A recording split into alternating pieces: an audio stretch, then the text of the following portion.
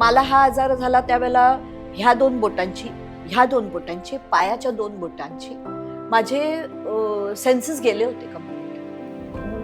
आणि त्याला औषध काय तर फक्त स्टिरॉइड्स. 50 mg सकाळ, 50 mg दुपार, 50 mg संध्याकाळ, 50 mg रात्र. बापरे. एक दिवशी सहज केस विंचरायला म्हणून मी गेले आणि तिथनं पुंजकाच्या पुंजका बाहेर आला. आणि आता कळलं की आता आपले सगळे केस जाणार.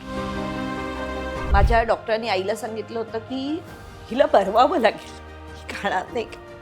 अगदी म्हणजे लहान मुलासारखं तिला पोळी भाजी भरवावी लागेल. कुठली तरी एक गोळीचा इफेक्ट झाला माझ्या याच्यावर आणि सकाळपासून मला दिसेनासंच झालं.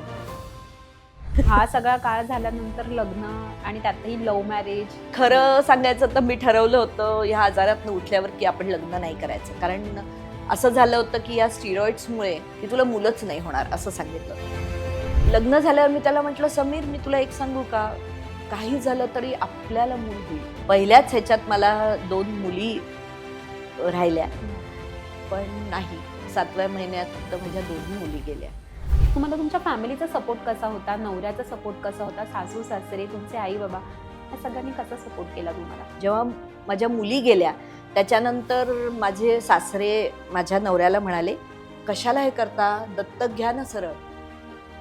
एका सासऱ्यांनी सुनेला सांगणं की आपण दत्तक घेऊया, तुला त्रास झालेला आम्हाला नकोय. मला असं कळालंय की तुम्ही कराचीच्या आहात. तर वडील सांगायचे फाळणीचा काळ इतका वाईट होता आमच्याकरता, इतका वाईट होता. पण रात्री ते खिडक्यांना असे ब्राऊन पेपर्स लावून ठेवायचे की बाहेर न दिसू नयेत की लोक आतमध्ये येत असतात. आणि लाईट असून सुद्धा कॅन्डल्स लावून बसायचे. 6:30च्या आत स्वयंपाक करायचा, 7 पर्यंत जेवायचं आणि मोकळं व्हायचं. मुली गेल्यानंतर लोक रस्ता बदलून आपल्याला भेटायला येतात. काय गो, मला कळलं तुझ्या मुलांबद्दल, असं असं झालं. मी म्हणायचे ओके, झालं, आता संपलं. They are good wherever they are. लोक असं भेटतात आपल्याला. मग अशा लोकांना कसं टॅकल केलं? काही नाही, मी म्हणायची ते जिथे तिथे छान आहेत, सुखरूप आहेत, आता माझं बाळ येईल ना दुसरं, असं म्हणायची मी त्याला.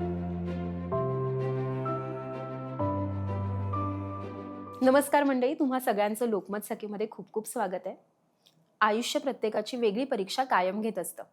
काही जण अशा परीक्षा ज्या शब्दांच्या, काळाच्या आणि कल्पनेच्या पलीकडे असतात.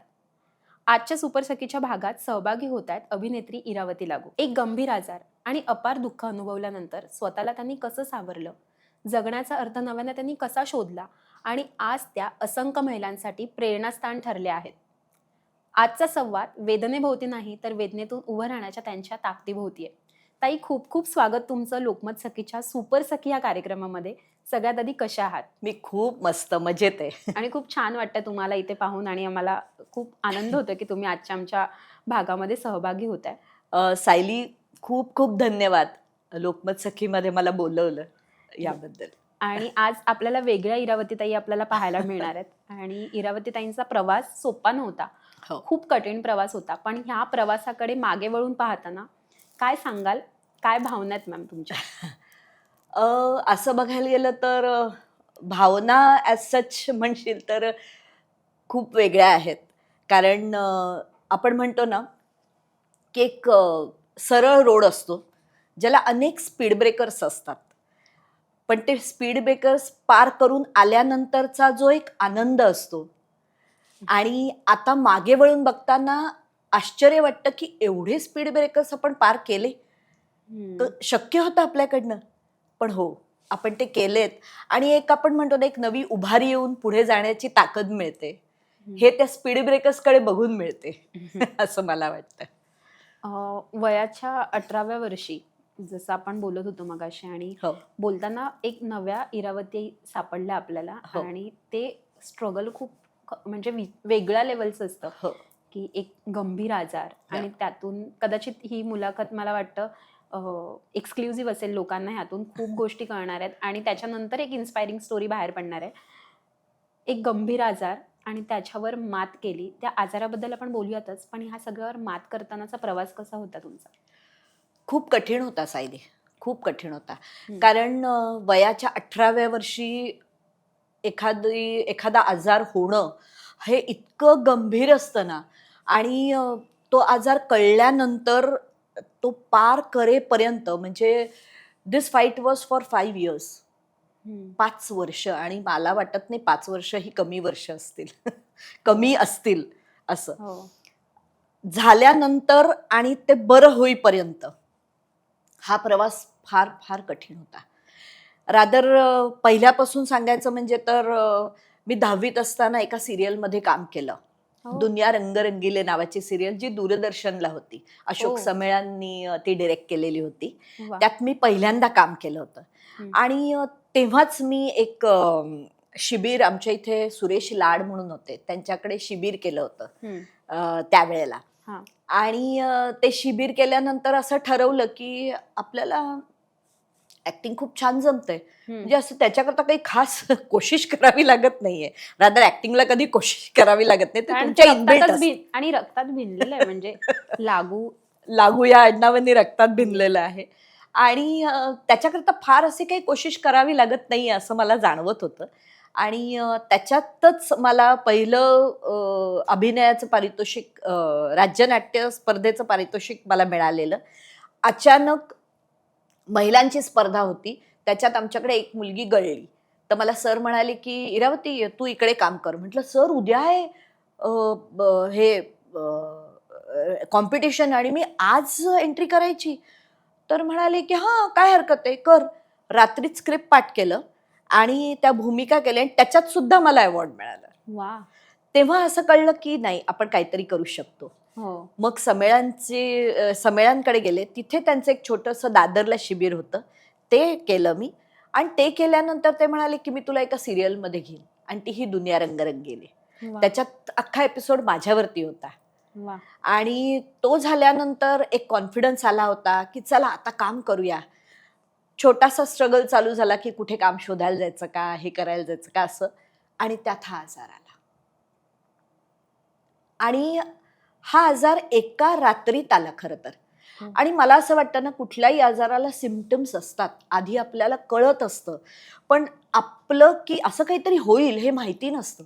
मला वाटतं प्रत्येक आजार तुम्हाला काहीतरी दाखवत असतो, सिम्पटम्स तुमच्याकडे. मला हा आजार झाला त्यावेळेला ह्या 2 बोटांची, ह्या 2 बोटांची, पायाच्या 2 बोटांची माझे सेन्सेस गेले होते कम्प्लीट. मला अजिबात काय म्हणतो आपण नमनेस, मुंग्या आल्यावर कसं होतं की होतं, हातच बरोबर. नाही नाही आपल्याला, चालत बोटच आपलं. नाही तसं. 2-3 वेळा माझ्यातनं दूध सांडलं होतं. तर पहिल्यांदा दूध सांडलं तेव्हा आई म्हणे काय आहे असं करतेस, तुला एवढं दिसत नाही, इथून इतकं दूध आणताना कसं पडतं. हे एकदा झालं, 2दा झालं, 3दा झाल्यावर माझी आई म्हणाली हे काहीतरी वेगळं होतंय, तुला कळत नाहीये का. म्हटलं आई मला पकडल्याचं जाणवलंच नाही. हे कळेपर्यंत it was time had gone. एकदा बसमध्ये जाताना मी डबल डेकर बस असते बघ, त्याला वरती चढायच्या वेळेला मला वरती बसायची खूप आवड होती. वरच्या फ्लोअरवर जाऊन बसायचं असं. तर तिथे येताना सांताक्रूजला मला आठवतं बस टर्न होऊन स्टेशनला यायची. त्या टर्निंगला मला माहित नाही काय झालं आणि मी बसमधून खाली पडले. ती डायरेक्ट रस्त्यावर रोल डाऊन होत. लागलं काहीच नाही मला, पण मी पडले कशी हा फार मोठा क्वेश्चन मार्क होता माझ्यापुढे. खूप विचार केला, म्हटलं असं पायात थोडी ताकद नव्हती का आपल्या, असं जाणवलं. पण नंतर विसरून गेले. मी आईला म्हटलं पण अगं मी पडले आज बसमधून. ते वेळ तुझं काय नवं आहे का, 1000 वेळा पडतेस तू. हे झालं. पण मग नंतर कळायला लागलं की काहीतरी. किती वर्षात होत होतं? हे मला वयाच्या 18-19व्या वर्षी जाणवायला लागलं हे होतंय मला असं. म्हणजे ऐन तारुण्यात हां. ग 10वी झाली, 11वी झाली, 12वीच्या वेळेला. आणि तुला सांगते की इतकं हे झालं ना माझं की हे 2-3 गोष्टी झाल्या. मग डॉक्टर रमणींची माझ्या वडिलांनी अपॉइंटमेंट घेतली की हे काहीतरी नर्व्ह सिस्टीमचा काहीतरी प्रॉब्लेम आहे, आपण नर्व्हचा काहीतरी प्रॉब्लेम आहे एवढं आमच्या लक्षात आलं होतं. तर डॉक्टर रमणींकडे जाऊया आपण ट्रीटमेंटला. रमणींकडे गेले पण मी. पण तिथे गेल्यानंतर ना डॉक्टर म्हणाले की मी तुम्हाला औषधं देतो, लेट अस सी. त्याच्या आधीच मला त्यांच्याकडे परत जाण्याच्या आधीच मला एवढा मोठा अटॅक आला की पायात सगळा नमनेस आला एका रात्रीत. आणि एवढा पेन मी तुला सांगते पायाचा, की आपण म्हणतो ना की जळतोय माझा पाय लिटरली, आघाग नुसती. आणि नंतर आग थांबली की पेन व्हायला लागायचं. पेन म्हणजे बापरे. तू आपल्या गारगोटी किंवा हे असतं ना, ते पायावर जर जोरात फिरवलं तर कसा पेन होईल तुला, तो पेन ग नाही, कंटिन्युअस. म्हणजे विचार पण नाही तो करत. थांबतच नव्हता माझा. एकदा पेन, एकदा आगाग, एकदा पेन, एकदा आगाग. आणि तसं वय लहान होतं ना ग, की दुखतोय दुखतोय म्हणजे किती सहन करायचं बरोबर. असं होतं. हे 1 महिना काढलं. मग डॉक्टर रमणी म्हणाले की तुम्ही जोपर्यंत, आणि त्यावेळेला नेमकं काय झालं, डॉक्टरांचे संप होते बापरे. चालू. एकही डॉक्टर अवेलेबल नव्हता. तर डॉक्टर म्हणाले जोपर्यंत डॉक्टर्स अवेलेबल नाही, तुम्हाला बेड मिळत नाही, तोपर्यंत येऊ नका तुम्ही. करायचं काय, घरात ही मुलगी रडते अशी 24 तास. माझे लिटरली एवढूसे हे हातपाय असं झाले. किती दिवस सुरू होतं पण? हे मला हा अटॅक आला डिसेंबर पर्यंत, अख्खा डिसेंबर मी रडून काढला. आई नोव्हेंबर शपथ, म्हणजे डिसेंबर. दोन- मला आठवतं 5 दीड-दोन नोव्हेंबर माझं हा झालेला आजार. आणि ते डिसेंबर पर्यंत मी 2 महिने रडत काढले. जेवायची नाही खाई, असे एवढूसे हातपाय झाले होते. सहज माझा आत्तेभाऊ माझ्याकडे आला आणि जेव्हा त्यांनी हे बघितलं म्हणाला, "अरे मामा, ही रात्रभर रडते, ही मुलगी जाईल आता. काय तिचे हातपाय झालंय, काय ही झाली अशी?" तर म्हणे, "अरे काय करू, डॉक्टरचे हेच मिळत नाही आम्हाला, बेडच मिळत नाही शुश्रूषाला. करायचं काय आता?" मग ते म्हणाले की एक काम करतो. त्याची बायको अलका बहिणी माझी, अलका डोंगरे, ती महाराष्ट्र फाउंडेशन म्हणून पुण्याला एक हॉस्पिटल आहे. तिथे ती मेन अकाउंटंट म्हणून काम करायची. तिचे सगळे डॉक्टर्स ओळखीचे होते. तिने सहज तिच्या एका डॉक्टरला सांगितले, असं-असं माझ्या नंदेला झालेलं आहे. त्यामुळे तिला ताबडतोब इकडे घेऊन या. माझी आत्या माझ्याकडे आली. ते म्हणाले, "तुम्हाला काय डिसिजन घ्यायचा, तो 2 दिवस मी इथे आहे. तू डिसिजन घे आणि तिला मी माझ्याबरोबर घेऊन जाते. आपण सगळे पुण्याला जाऊया."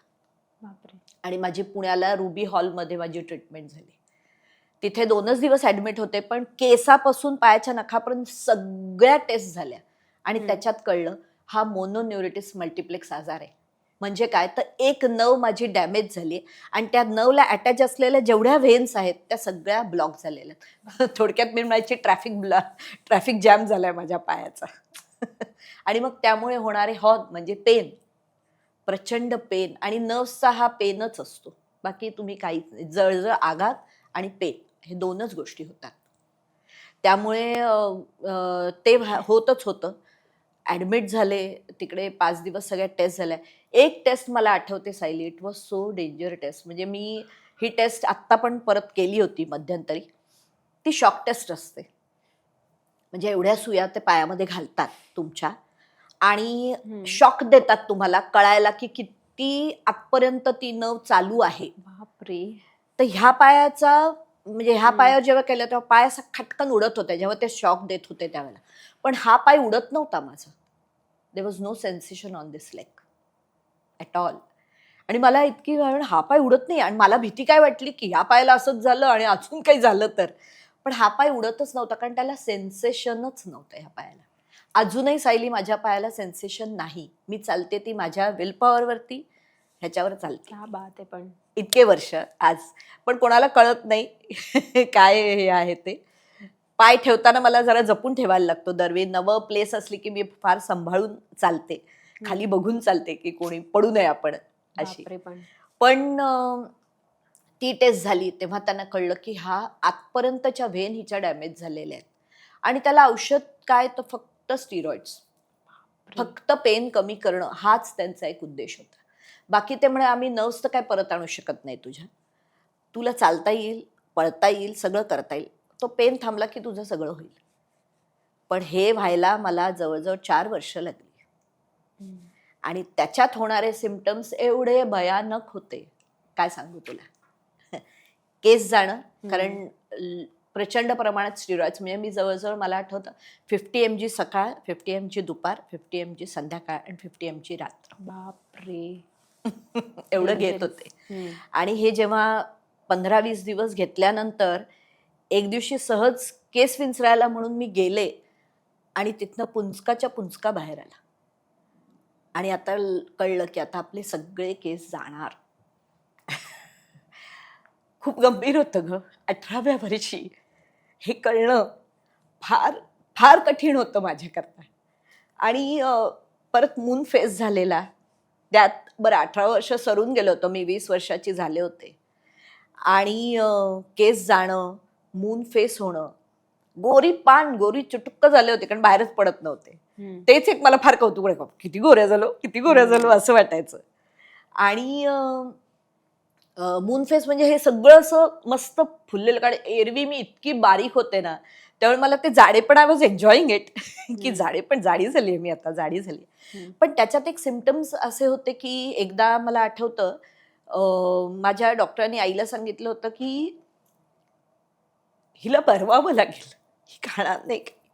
अगदी म्हणजे लहान मुलासारखं तिला पोळी भाजी भरवावी लागेल. आणि माझं बरोबर उलटं झालं. इतकी भूक लागायची मला, इतकी भूक लागायची की एकदा मी जवळजवळ 15 ते 20 पोळ्या गटवल्या होत्या. बापरे. आणि माझ्या आईला असं वाटलं की हिला गंभीर अजून दुसरा आजार नाही ना होणार, भस्म्या रोग. आणि त्यावेळेला असे मोबाईल्स नव्हते ग पटकन फोन करायचा. आईला ऑफिस उघडावं लागायचं. माझी आई एका रेवा गॅस कंपनीमध्ये मॅनेजर होती. मग त्या मालकाने तिला कम्प्लीट सूट दिली होती की रात्री पण तुम्हाला असं वाटलं कधी फोन करा तर यू कॅन, तुम्ही फोन करू शकता. आणि तिने डॉक्टरांना फोन केला. अहो माझी मुलगी इतकं खातीये. पण डॉक्टर म्हणाले अगं हे चांगली गोष्ट आहे, ती खाते तर खाऊ दे, उलट शी इज गेटिंग रिकवर फास्ट. आणि खरंच तसं झालं. हळूहळू रिकवर झाले. पण ह्यात केस जाणं, डोळ्याची आयसाईट जाणं, ह्या सगळ्या Eyesight? माझी एकदा आयसाईट गेली अगं अचानक. कुठली तरी एक गोळीचा इफेक्ट झाला माझ्या याच्यावर आणि आयसाईटच गेली. सकाळपासून मला दिसेनासंच झालं. काय करावं कळेच ना. आई डॉक्टरांकडे धावली. त्यावेळेला मात्र माझी आई हलली की अरे बापरे, की हिला दिसत नाही म्हणजे ही काय आता, म्हणजे कुठली स्टेज आली ही आता. पण डॉक्टर म्हणे काही नाही, एका गोळीचा तिच्यावर इफेक्ट झाला आहे, ते बघू, संध्याकाळपर्यंत तिची आयसाईट येईल. आणि संध्याकाळी आयसाईट आली माझी. आली तर 2 दिसायला लागलं, पण नंतर इट वॉज नॉर्मल. मग नंतर परत मला त्या गोळ्या दिल्या नाहीत त्यांनी. मग हळूहळू आपण म्हणतो ना रिकव्हरीला लागले मी. मग आधीमध्ये त्यांनी स्टिरॉइड्स कमी केले, परत वाढवले. कारण स्टिरॉइड्स ही अशी गोष्ट असते जी पटकन बंद करता येत नाही. नाही. जशा तुम्ही हे करता असे टेपरिंग करावी लागते. आणि मग हळूहळू टेपरिंग करत करत मग केस यायला लागले. मग हळूहळू मला चालण्यात जरा थोडी ताकद यायला लागली. पण हेवीनेस खूप होता कारण फिरतच नव्हते ना इतके वर्ष. तर 75 किलोची मस्तपैकी झाले होते मी. मग हळूहळू मी बारीक व्हायला लागले. आणि मग एकदा जेव्हा माझा वॉकर सुटला कायमचा, तेव्हा मी आईला म्हटलं की मी नोकरी करू का? कारण मला कॉन्फिडन्स यायला पाहिजे ना. माझ्यात कॉन्फिडन्स गेला होता.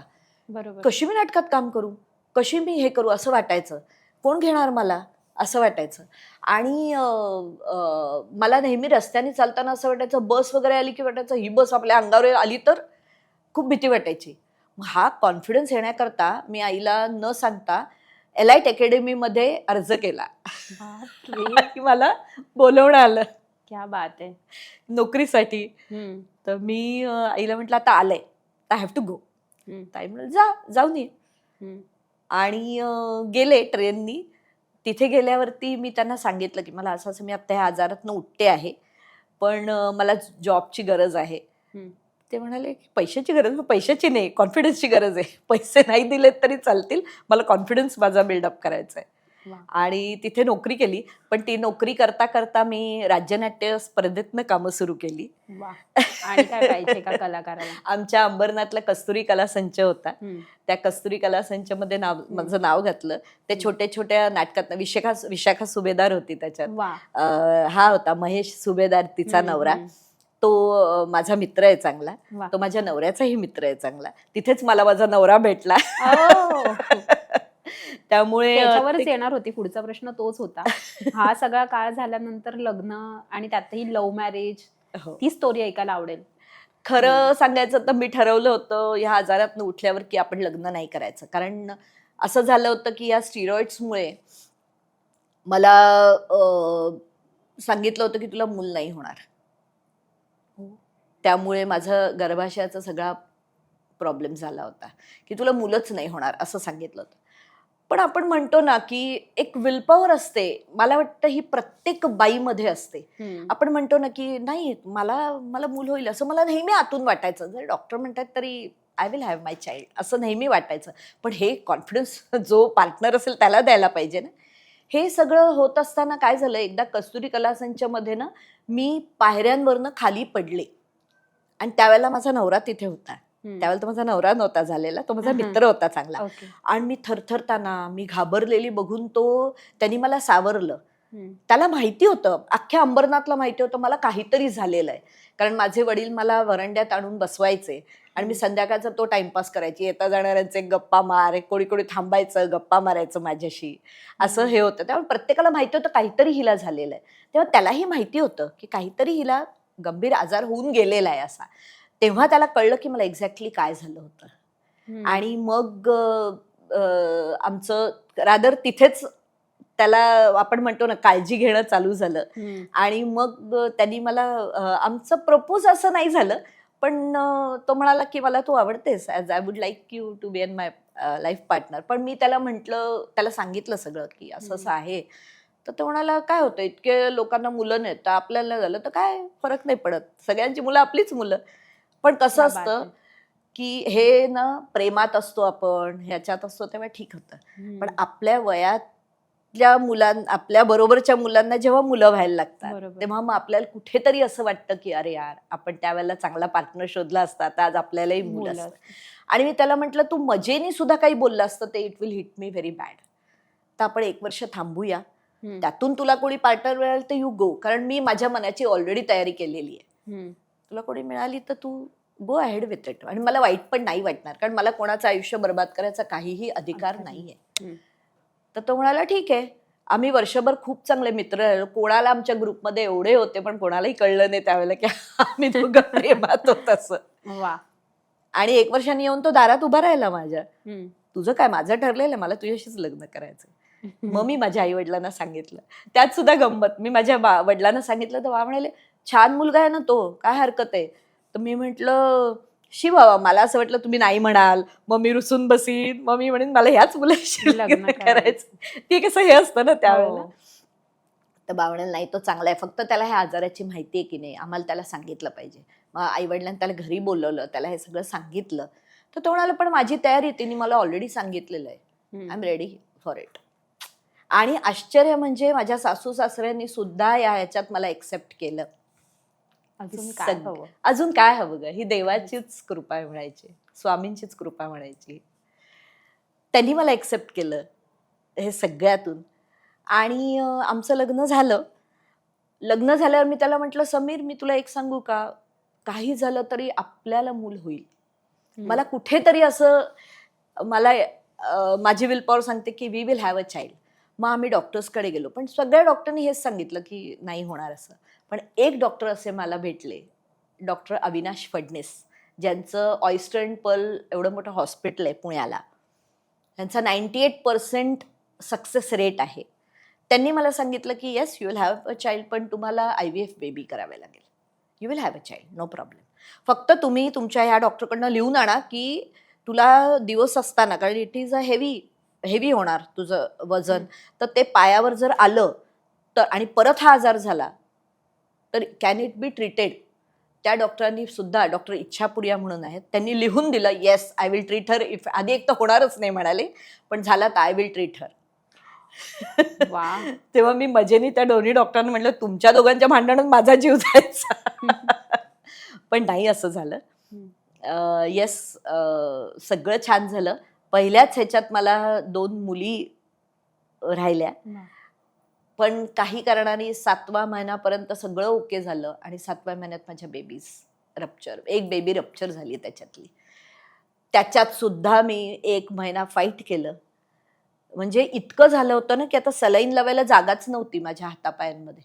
इतकं सगळं सुजून राहिलं होतं. सलाईनच कुठे लावायचं कळत नव्हतं. म्हणजे आदल्या दिवशी मला डॉक्टर म्हणाले की उद्या तुझ्या पायाला गेलं आता सलाईन, कारण हातांच्या नसा मिळतच नाही आहेत तुझ्या. तर म्हटलं ठीक आहे हो, मुलं झाल्यावर सगळं विसरायला होतं. I was so strong. पण नाही, 7व्या महिन्यात माझ्या 2ही मुली गेल्या. आणि 7व्या महिन्यात म्हणजे दिवस असतानाच एक बेबी रप्चर झाली होती. बाहेर आल्यानंतर त्या रात्रभर होत्या. पण अगेन मी म्हणेन की एक एंजल्स असतात आपल्या आयुष्यात आलेल्या. त्या एंजल्स आपल्याला काहीतरी देऊन जातात. आणि मला श्रेयस तळपदे, आम्ही ऑल द बेस्ट करत होते त्यावेळेला. ऑल द बेस्टच्या वेळेला मला श्रेयस तळपदे म्हणाला की इरावती, अशा एंजल्स असतात ज्या आपल्याला काहीतरी, तुला बघ नक्की बाळ होईल पुढच्या वर्षी, नको काळजी करूस, त्या तुला तू मोक्ष दिलास त्यांना असं समज. आणि इट वॉज सो नाईस. माझे सगळे मित्रमैत्रिणी इतके छान होते ना, जे माझी केअर करायचे, जे मला. सौरभ पारखीनी तर माझ्या नवऱ्याबरोबर राहून, कसं असतं आपण रडून सगळं मोकळं होतं ग, पण पुरुषांनी काय करायचं. त्या रात्री जेव्हा माझ्या मुली गेल्या त्यावेळेला सौरभ पारखी माझ्या नवऱ्याला घेऊन गेला बाहेर, रात्रभर त्याच्याबरोबर होता. त्यांनी खूप माझ्या नवऱ्याला सावरलं. आणि जेव्हा तो परत आला तेव्हा समीर म्हणाला, तेव्हा मी ओके होते. आणि मी ठरवलं आता रडायचं नाही, कारण जे माझ्या हातातच नाही आहे ते कशाला मी रडू. आणि डॉक्टरांनी असं तर सांगितलं नाही होणार नाही आता परत. जेव्हा मी डॉक्टरांना विचारायला गेले ते म्हणे नाही नाही होईल ना, फक्त यू हॅव टू वेट. मग कशाला हवं. And that was a natural baby, a natural delivery. माझी दोन्ही मुली माझ्या नॅचरल डिलिव्हरीनी झालेल्या आहेत. म्हणजे त्याच्यात पण 24 hours I was in labour room. पण तरी सुद्धा नॅचरल बेबीच मला डॉक्टर फडणीसांनी करायला लावल्या. ते झाल्यानंतर सेकंड टाइम जेव्हा मग मला फॉरेनला जायचा चान्स आला. मी धनधनादन शोज करता ETV तर्फे मी ह्याला गेले, बुदापेस्टला गेले होते. ते म्हणे छान फ्रेश होऊन ये, आपण परत हे करू. आणि चांगलं कमवलं तिथे. फ्रेश होऊन परत आले. 6 महिन्यांनी परत डॉक्टरांकडे गेले. त्यामुळे yes now you can go. आणि मग शर्मत करता मला दिवस राहिले. त्याच्यात सुद्धा तुला सांगू का की आपण ना, म्हणजे मला असं नेहमी वाटतं आपण केलेली जी पुण्य असतात ना ती आपल्या खूप खूप कामी येतात. मिस्टर सुहास कर्वे आणि वीणा कर्वे ज्या आता पुण्याला असतात, दोघंही रिटायर्ड आहेत. त्या युनियन बँकेत होत्या आणि सुहास काका न्यू इंडिया इन्शुरन्समध्ये होते. ते दोघं पूर्वी अंबरनाथला आमच्या इथे खाली राहायचे. आणि त्यांनी माझ्या सासू सासऱ्यांना सांगितलं की आमची बदली पुण्याला झाली, उमाला माझ्याकडे ठेव. 9 महिने मी त्यांच्याकडे होते. आणि आई काय करेल असं माझं त्या काकूंनी केलंय ग. म्हणजे हे ऋण मी नाही फेडू शकत, ना पैशात ना कशात. म्हणजे हे ऋण फेडायचं तर त्याला काय करावं मला माहित नाही. पण आज ते अजूनही आमच्या मागे खंबीरपणे उभे आहेत. म्हणजे मला अजूनही वाटतं की त्यांना मी काही असं सांगितलं, म्हणजे शर्मत झाल्यावर गंमत अशी झाली की शर्मत झाल्यावर 1 वर्षांनी मी सहज काकूंना म्हटलं, आता मी परत एक चान्स गेलाय, मला मुलगी हवी, केव्हाही ये माझ्याकडे. मी काकूंना म्हटलं हे एवढे 9 महिने सांभाळत मला, अगं अजून 9 महिने सांभाळेल. हे त्या काकूंचे शब्द होते. हे ऋण मी कसे फेडू ग या सगळ्याचं. म्हणजे हे खूप माझ्याकरता देवानी पाठवलेले हे लोक आहेत माझ्याकरता, असं मला वाटतं. हा प्रवास जेवढा तुम्ही सांगितला तो बिलकुल सोपा नव्हता, खूपच खडतर होता. नाही हो. पण आज अशा अनेक स्त्रिया आहेत, अशा अनेक सखी आहेत आपल्या, ज्यांना अशा परिस्थितीत काय करावं काही कळत नाही. कोणाची फायनान्शियल कंडिशन चांगली नसते, कोणासोबत माणसं नसतात, कोणाकडे आधार नसतो, ह्या सगळ्या गोष्टी असतात. पण या सगळ्या सखींना, म्हणजे कोणाला समजा कॅन्सर झाला, तिच्या डोक्यावरचे केस गेलेत, मग तिचा कॉन्फिडन्स डल होऊन जातो. मग अशा वेळी ह्या सगळ्या सखींना आज तुम्ही एक मोटिवेशनल स्पीकर पण आहात, म्हणून काय सांगाल, त्या सगळ्या सखींना काय संदेश द्याल? पहिलं सांगू का की एखादा आजार झाल्यावर आपण जे अरे बापरे हे जे होतं ना आपल्याला, तेच होऊ देऊ नका. की ठीक आहे सर्दी खोकला होतो तसा हा आजार झाला आपल्याला, एक्सेप्ट करा तो आजार. मी म्हणते की एक्सेप्ट करा. मी जसं एक्सेप्ट करून टाकला की अच्छा ठीक आहे झालंय, पण मग आता ह्याचं रिझल्ट, ह्याच्या पुढे मी काय करायला पाहिजे मला जगायचं असेल तर. पहिली गोष्ट, आपल्याला देवांनी एक लाईफ दिलंय. माझी आई नेहमी म्हणायची आपल्याला मानव बनवलंय कारण आपल्याला या दुनियेत काहीतरी देणं आहे, आपण दिलं पाहिजे. सावरकरांची वाक्य आहेत ती. आपण माणूस म्हणून जन्माला आलोय तर आपण देणं लागतो या जगाचे. त्यामुळे हे देणं करता तुम्ही काय करू शकाल हे पहिल्यांदा विचार मनात आणा. की आपल्याला जगायचंय ना, मग ही औषधं वेळेवर घेतली पाहिजेत, हे घेतलं पाहिजे. आणि आता मी तुला सांगू का, परत कॅन्सर खूप फोफवलाय. म्हणजे ज्याला बघावं त्याला हा कॅन्सर झालाय, तर म्हणजे आता तो सर्दी खोकल्यासारखा पसरायला लागलाय हल्ली. तर मला असं वाटतं ह्याच्यावर रेमेडीज सुद्धा आहेत. मग त्या काय रेमेडीज आहेत त्या पटकन ट्रीट करून, अगं बाई मला आता कॅन्सर झालंय, तर मी काही हेच करू का, मग आता औषधं कुठली घेऊ, मग ह्या औषधांनी बरंच होईल का, हे जे क्वेश्चन मार्क्स येतात ना, हेच ठेवू नका. ही औषधं का घेतोय, कारण मला बरं व्हायचंय. आज माझ्या आयुष्यात मी नेहमी म्हणते की सकाळी उठल्यावरती जे काही होतं हे चांगल्या करताच होतं. मी माझी एक सिरियल मला मिळाली होती ज्याच्यात दुसऱ्या दिवशी मला सुरुवात करायची होती सिरियल म्हणजे शूटिंग. आदल्या दिवशी मला सांगितलं की तू नाहीयेस या सिरियलमध्ये. मी तिथनं बाहेर पडल्यावरती मला एकीने विचारलं, तुला वाईट नाही वाटलं का, तुला रिजेक्ट केलं? म्हटलं नाही, something good is waiting for you, म्हणून हे रिजेक्ट झालं. हो, आणि सिरियसली 10व्या दिवशी मला झी टीव्हीने बोलवलं एका सिरियल करता. क्या बात आहे.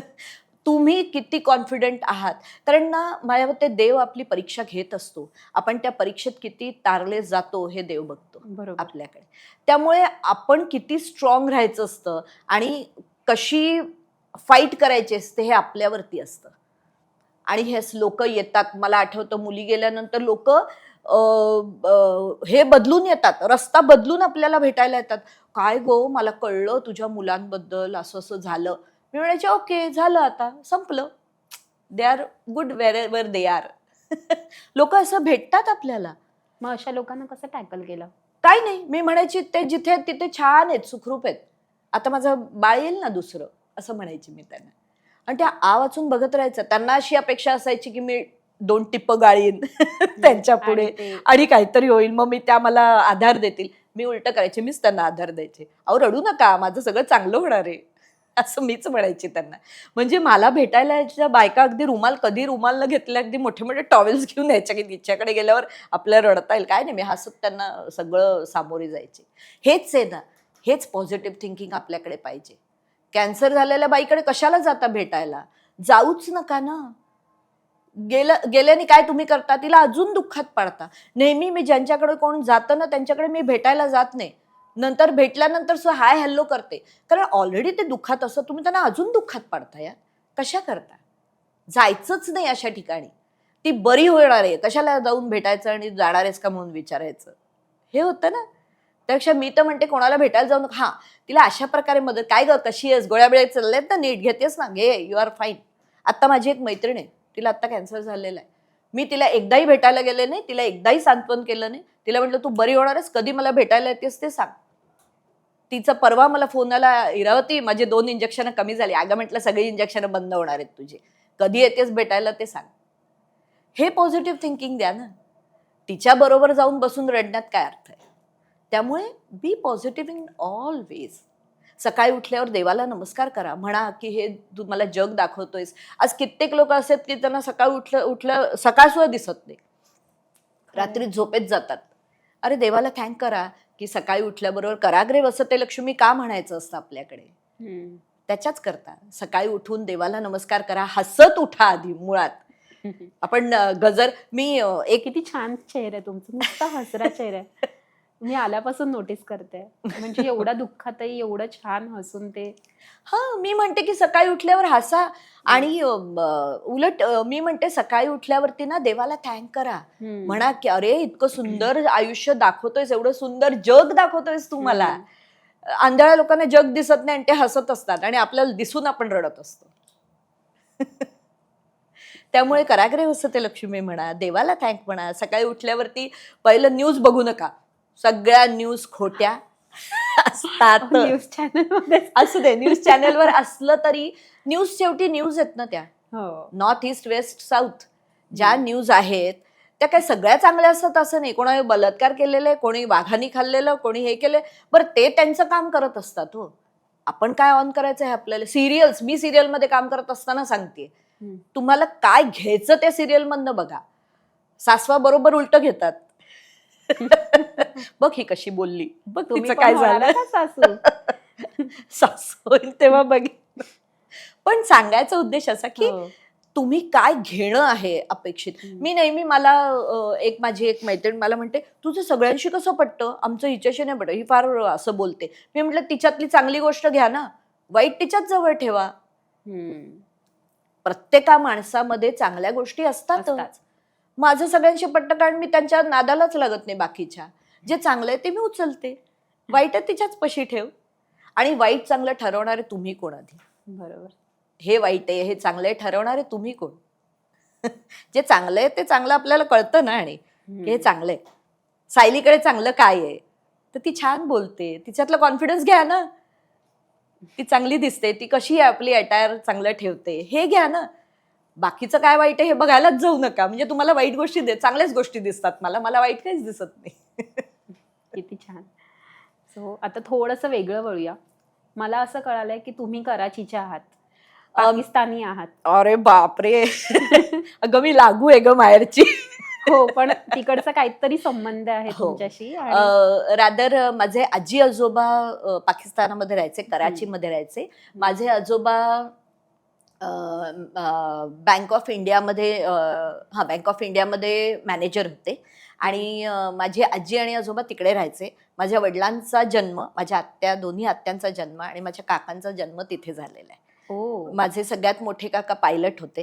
हम्म. माझे वडील क्वालिटी कंट्रोलर होते, इंजिनियर होते. क्या बात आहे. माझी आत्या शिक्षिका होती, दोन्ही आत्या, आणि एक आत्या गायची अप्रतिम, पण तिने पुढे, कारण त्या काळात असं पुढे हे करणं नव्हतं बायकांना, ती पुण्याला होती. आणि तिच्या मंगळागौरीच्या वेळेला रायट्स चालू झाले तिथे. फाळणीचा काळ होता तो. आणि मला अजून आठवतं वडील सांगायचे, फाळणीचा काळ इतका वाईट होता आमच्याकरता, इतका वाईट होता की दिवस दिवस काही वाटायचं नाही, पण रात्री ते खिडक्यांना असे ब्राऊन काय म्हणतात पडदे नाही, पेपर्स लावून ठेवायचे की बाहेर न दिसू नयेत की लोक आतमध्ये आहेत असं. बापरे. आणि लाईट असून सुद्धा कॅन्डल्स लावून बसायचे, मेणबत्त्या लावून रात्री. म्हणजे आजी म्हणायची 6:30ला आम्ही जेवायचो आणि मोकळं व्हायचो. कारण नंतर दिसायचं नाही स्वयंपाक करायला आणि ह्याला. म्हणून 6:30च्या आत स्वयंपाक करायचा, 7पर्यंत जेवायचं आणि मोकळं व्हायचं. त्यामुळे ते म्हणायचं तो काळ आमच्याकरता खूप वाईट गेला. खूप गोष्टी सांगितल्या होत्या त्यांनी मला फाळणीच्या वेळेला. माझी आजी खूप छान विणकाम, भरतकाम हे करायची. ती स्वेटर्स विणायची. वा. आणि तिथे तिच्या मैत्रिणी मुसलमान बायका सुद्धा होत्या. रादर पळून जाण्याच्या वेळेला, म्हणजे जेव्हा आजोबांना सांगितलं की तुम्ही तुमच्या फॅमिलीला पाठवून द्या, आयदर त्यांना 2 चॉईस दिले होते, साऊथ आफ्रिका किंवा इंडिया, तुम्हाला कुठे जायचं सांगा. तर माझे आजोबा म्हणाले नाही, साऊथ आफ्रिका म्हणजे अजून कुठेतरी दुसऱ्या देशात, इंडियात माझे लोक तरी आहेत. मग माझ्या आजीला आणि माझ्या वडिलांना आणि माझ्या आत्याला त्यांनी इंडियात पाठवलं. पण तोपर्यंत आजोबांची भेटच नाही. तेव्हा सुद्धा कराचीमध्ये सुद्धा ते बँकेच्या वरती राहायचे आणि माझी आजी त्यांच्या क्वार्टर्समध्ये, म्हणजे त्यांच्या घरात राहायची. क्वार्टर्स नव्हते, त्यांचं घर होतं कराचीला, खूप मोठं घर होतं, म्हणजे जवळजवळ 1 मजला त्यांचं मोठं घर होतं कराची. आजी अजून सांगायची ग, आपण म्हणतो ना वाटीत साखर कोणीतरी मागायला आलं की आपण वाटीत काहीतरी घालून देतो. तर माझी आजी लहान असताना म्हणायची, जा त्याची वाटी, माझी वाटी दिली आहे ती घेऊन ये. मी आजीला म्हणायची, काय तू एका वाटी, मी वाटी बेटी मागायला जाणार नाही कोणाकडे. तर ती म्हणायची, जेव्हा घर सोडायची वेळ येईल ना तुला आणि सगळं ठेवायची वेळ येईल, तेव्हा त्या वाटीची किंमत कळते. तेव्हा मला कळलं नव्हतं हे काय म्हणाली ती. पण नंतर तिने सांगितलं, म्हणजे आम्ही मोठे झाल्यावर, की कसं असतं ना बाळा, जेव्हा आदल्या दिवशी त्यांना सांगितलं की तुम्हाला सगळं सोडून जायचंय उद्या, रात्री आजी बसून तिने जेवढे हवे तेवढे फोटो घेतले, बाकी सगळे फोटो जाळून टाकले, कारण ऑलरेडी त्या घरावर मुसलमान नाव आलं होतं.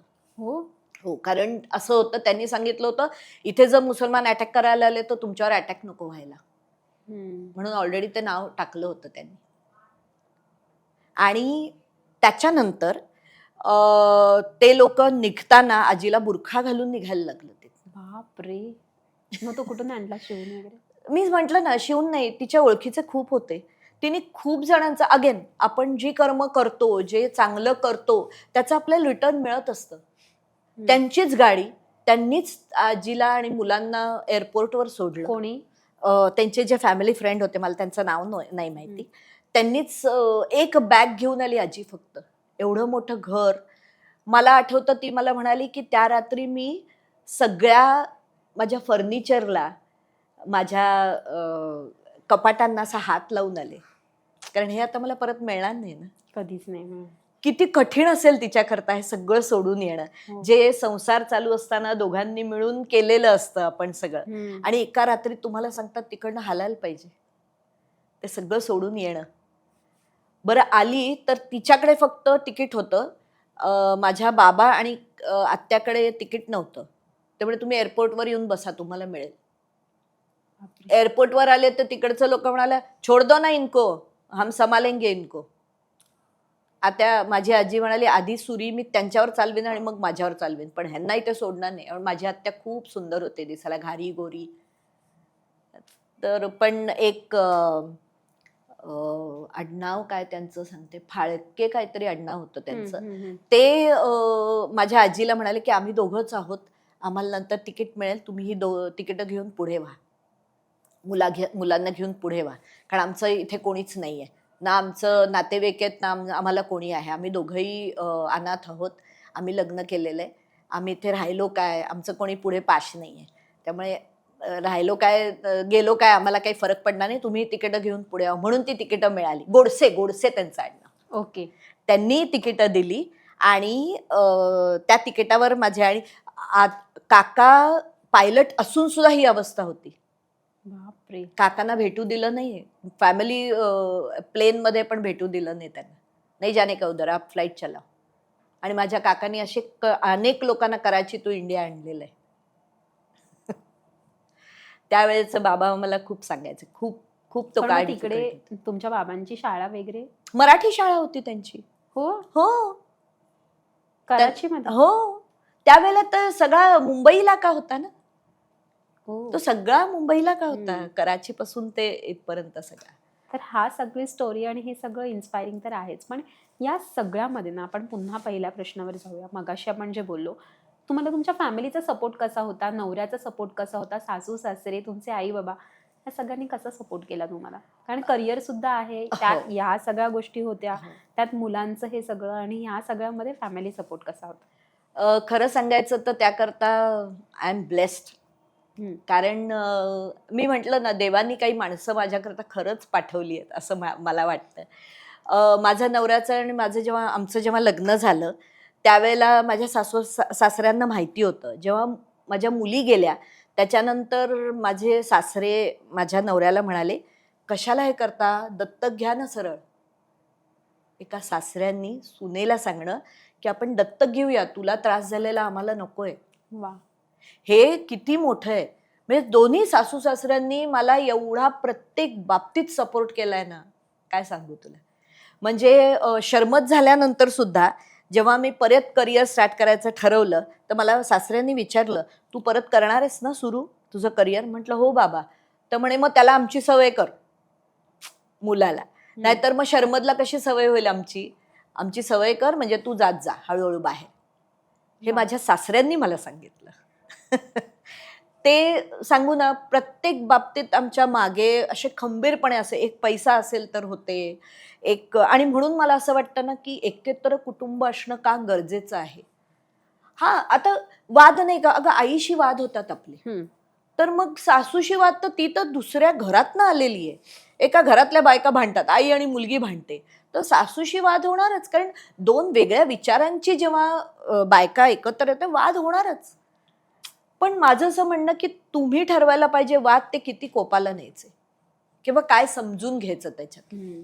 आता सुद्धा मी घरी आहे ना, तरी अजून सुद्धा त्या मला नव्या सुनेसारखे ट्रीट करतात. की अगं तू ना ह्या पातेल्यात हे काढ, अगं तू ना ह्या पातेल्यात. मला कधी कधी राग येतो, कधी कधी हसायला येतं, आणि असं वाटतं की बरोबर आहे ना, इतके वर्ष त्यांनी सांभाळलंय ग हे सगळं, आणि मी का असा विचार करू की त्या मला सांगतात ठीक आहे, उद्या आईने सांगितलं असतं तर आपण एक्सेप्ट केलं असतं, सासू सांगते मग लगेच राग येतो आपल्याला. हे नको व्हायला तिथे. आणि आमच्या दोघींचं खूप छान आहे. मला आज त्यांनी ही साडी सांगितलं, ही साडी नेस, ही माझी साडी आहे. आज सासूबाईंची साडी नेसून आले मी. म्हणजे हे पण आहे त्यांचं की आमच्या दोघींचं कपाट एक आहे, आम्ही डोळे मिटून ही साडी मला नेसायची काढतो, साडी नेसतो. प्रत्येक साडीवर 2 ब्लाऊज आहेत, त्यांचंही आणि माझंही. त्यांना साडी मिळाली की मला म्हणतात ह्याचं असं ब्लाऊज शिवा, तुला ही साडी छान दिसेल. अजून काय हवं ग या माऊलीकडनं. खरंच.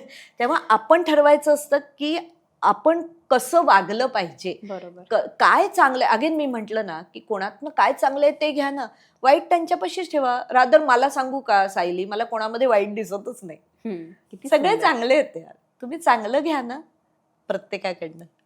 हा, अगदीच काही असतात एक्स्ट्रीमला गेलेल्या बायका सुद्धा आहेत, नकोच ना मग ते आपल्या आयुष्यात, नकोच. दुरून डोंगर साजरे, टाटा बाय बाय ओके. मला नवरा नेहमी म्हणतो तुझ्या चांगुलपणाचा सगळे फायदा घेतात. म्हटलं घेऊ देत, किती घेतील, किती घेतील फायदा. म्हणजे अगं ह्याला बोलवतात अंबरनाथमध्ये मला एक किस्सा आठवतो.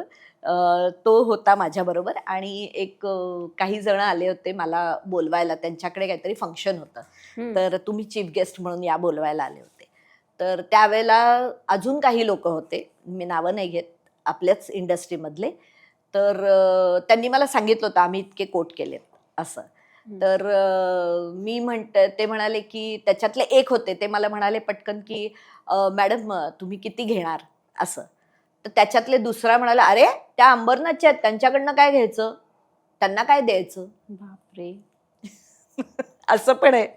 अशा वेळेला असं वाटतं की का दे टेक मी ग्रँटेड. पण मी हसत हसत म्हटलं ठीक आहे अंबरनाथची आहे मी, ओके. तेव्हा माझा नवरा मला म्हणाला का तू असं करतेस, का सगळ्यांना नाही म्हटलं अरे ठीक आहे ना, त्यांना फुकट हवं ना, ओके. मला जेव्हा मिळायचं असेल तेव्हा मला नक्की देतील देव, आणि मला देव देतं, नाही देत असं नाही.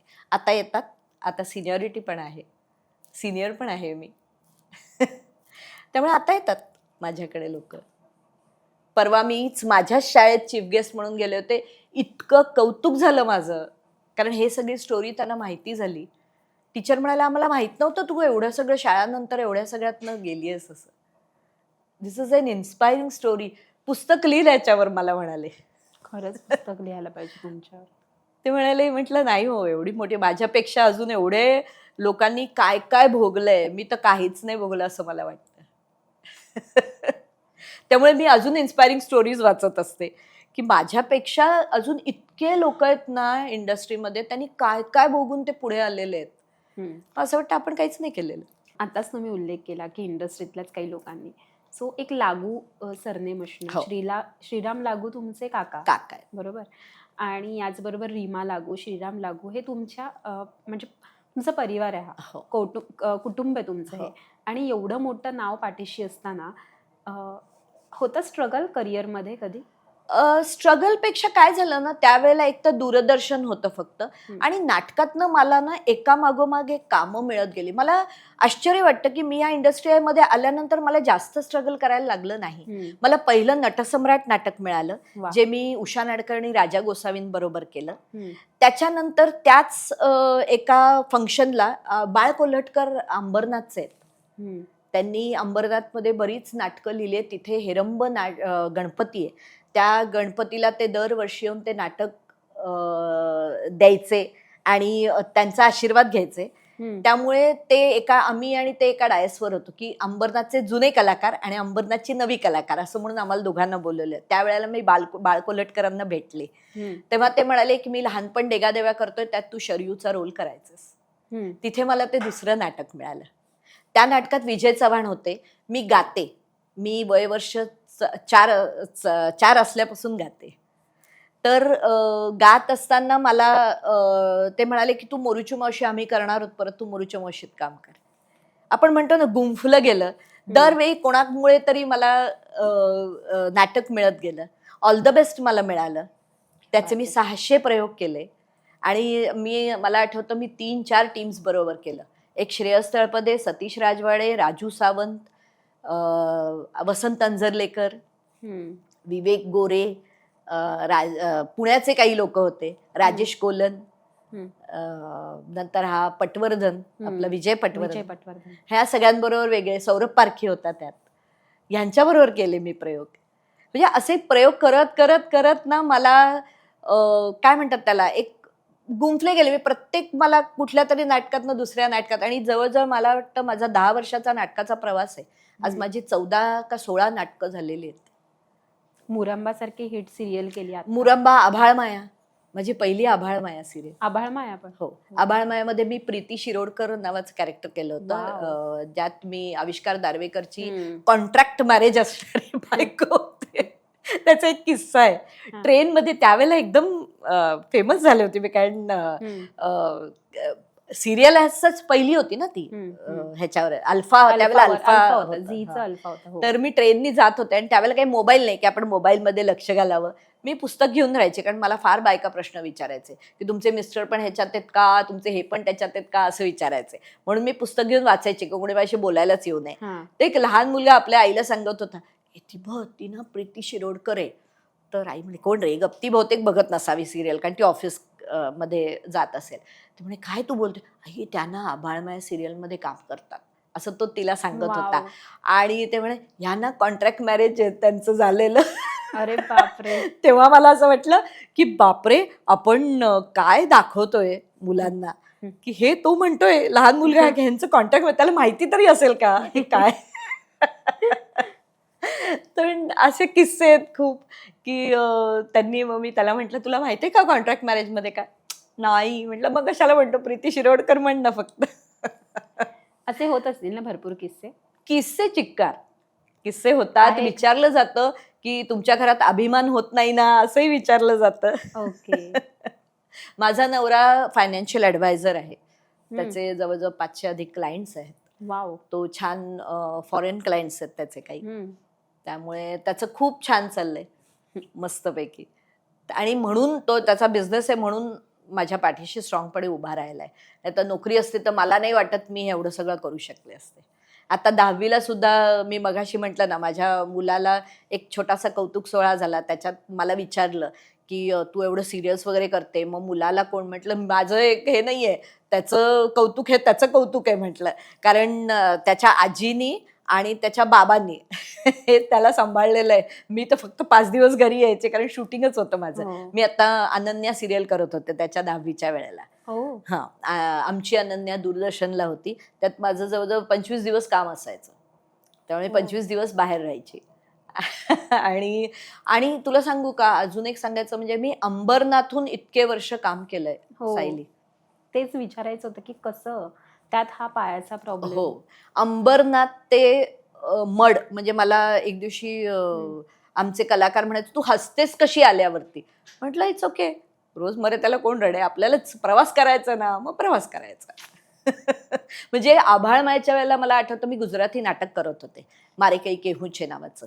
त्या गुजराती नाटक, तुला माहिती आहे गुजराती नाटकांमध्ये ना त्यांना असं टायमिंग हे नसतं. आधी खायचं मग नाटक करायचं असं असतं त्यांचं. त्यामुळे तिथे सॅटिस्फॅक्शन नाही, तिथे पैसा. त्यामुळे तिथे काम करताना पहाटेचे 3 व्हायचे. ते घरी, कारण शेवटची गाडी मिळायची मला आणि माझ्या नवऱ्याला. मी घरी यायचे, तो झोपायचा आणि मी 5:30 वाजता उठून परत आभाळमायाच्या शूटिंगला जायचे. मी त्याला म्हणायचे घरी मी जिवंत आहे असं सांगायला येतेय. फक्त काय करणार, आपला मागे आहे प्रवास. जे देवाने दिले ते करावं असं मला वाटतं. And be happy in that. रोज रडून मग ते आपल्यालाच आपलं हे बरोबर. होतं. निगेटिव्हिटी आणायचीच नाही जवळ. किती मस्त आहे. आणि हीच खरी इन्स्पायरिंग स्टोरी असते. आणि मला एक सांगायला आवडेल की मला, आपण म्हणतो ना, अगेन मी म्हटलं ना की आपण आपल्याला स्वतःला मोटिवेट करत राहणं का गरजेचं आहे. मी सगळे भेटले की सांगायचे आता ना मला एक हिंदी सिरियल करायची, मला ना आता एक हिंदी सिरियल करायची. आणि यू विल नॉट बिलीव्ह, एक दिवशी राजश्री प्रोडक्शनकडनं मला फोन आला. बरं, फोन आला तर मी दुपारी झोपले होते. तिचा फोन आला की असं असं तुम्हाला आम्ही सिलेक्ट केलं एका रोल करता, तर तुम्ही कधी येऊन आम्हाला भेटू शकाल. आणि I was like Rajshri production नाही. मला वाटलं कोणीतरी माझी मस्करी करते, कारण मी दरवेळी म्हणते ना की मला हिंदी सिरियल करायची, हिंदी. मी ओके असं म्हटलं आणि ठेवून दिला. 5 वाजता परत तिचा फोन आला की मॅम मी तुम्हाला कॉल केला होता, तुम्ही झोपला होतात का त्यावेळेला. मी म्हटलं हां झोपले होते, सॉरी काय होतं. म्हणजे you are called for 1 serial and 1 character role, can you come down tomorrow on to our office. म्हटलं विच ऑफिस. राजश्री प्रोडक्शन्स. मला आश्चर्य वाटलं, राजश्री प्रोडक्शननी आपल्याला बोलवलंय. आणि आत्ता मी राजश्री प्रोडक्शनची मनपसंद की शादीमध्ये भारती मामी नावाचं कॅरेक्टर केलं. क्या बात है. ते इतकं सुंदर कॅरेक्टर होतं ना माझं, खूप पॉझिटिव्ह आणि खूप छान कॅरेक्टर करायला. त्याच्यात मी स्टंट केले, डान्स केले, सगळं झालं. पण असतो ना मॅम एक ड्रीम रोल अजून, तो तुमचा कोणता आहे असा ड्रीम रोल? मला एक पोलीस इन्स्पेक्टर करायचंय. मला खूप त्या शेफाली छायासारखं मला एक तो क्राईम हे असतं ना बीट, तसं काहीतरी मला मिळायचं. आणि मला तर पोलीस इन्स्पेक्टर करणं फार फार आवडतं. की आपण शोधून काढतो ना काहीतरी, त्याच्यातनं बात आहे. ते करायचंय, CID व्हायचं, काहीतरी असा रोल दणका करायचा आहे. आय एम वेटिंग आणि ती माझ्याकडे येणार, ती त्या- संधी नक्की येणार माझ्याकडे. शुअर 100% येणार आणि त्यासाठीच तुम्हाला आमच्या लोकमत सखीच्या संपूर्ण टीमकडून खूप खूप शुभेच्छा. आज तुम्ही आलात वेळात वेळ काढून आणि एवढं सुंदर तुम्ही इन्स्पायर केलंय आणि आपल्या सगळ्या सखी ज्या आपल्या सुपर सखी आहेत, तुम्ही सुपर सखी होतात आणि ज्या सखी आहेत आपल्या त्या सगळ्यांना तुम्ही एक इन्स्पायर स्टोरी तुमची सांगून खरंच खूप एक प्रेरणादायी कहाणी सांगितलेली आणि त्या सगळ्यांना ह्यासाठी खूप मदत होणार आहे. थँक्यू सो मच मॅम आणि तुम्हाला तुमच्या पुढील वाटचालीसाठी खूप खूप शुभेच्छा येस आणि तुमची सगळी स्वप्न पूर्ण होऊ दे या सुद्धा शुभेच्छा. येस, तुम्हाला सुद्धा माझ्याकडनं खूप खूप शुभेच्छा. तुमच्या असेच पॉडकास्ट खूप चांगले होऊ देत आणि खूप चांगले चांगले इन्स्पायरिंग लोक तुम्हाला मिळू देत. येस, थँक्यू सो मच आणि all the best ma'am. Thank you.